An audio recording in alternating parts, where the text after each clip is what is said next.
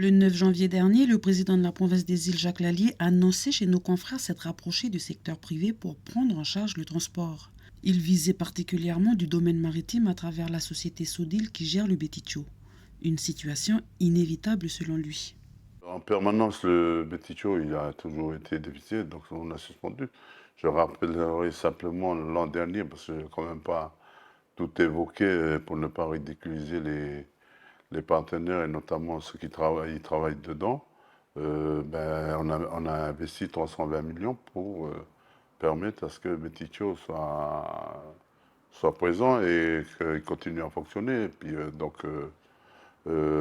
c'est important.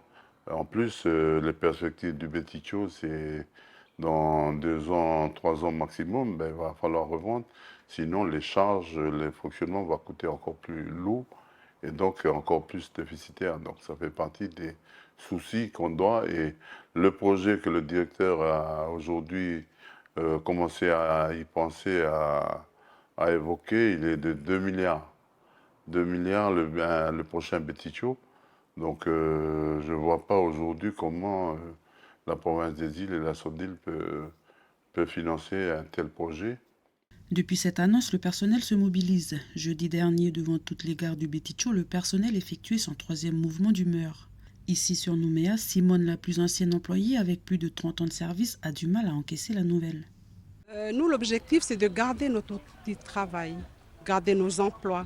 Nous, on ne veut pas être reclassés, on ne veut pas de reclassement, c'est clair. Nous, on a 57 salariés, nous, on est là. Il y a eu une histoire pour ce bateau. Donc, nous, on ne veut pas partir, nous, on ne veut pas être reclassés. Donc, nous, on sauvegarde on lutte pour pour notre outil de travail.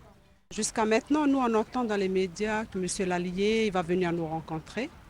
On est toujours sans nouvelles. Monsieur Lallier n'est toujours pas là.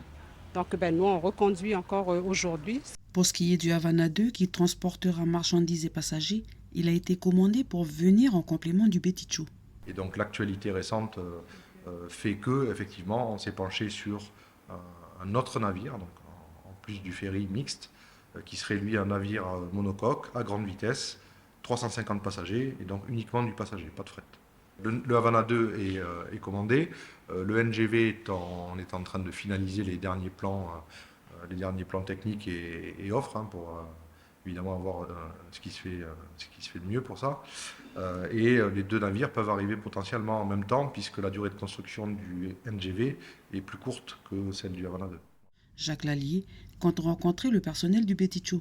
Si toutefois cette rencontre n'a pas lieu, le personnel renouvellera son mouvement d'humeur ce jeudi.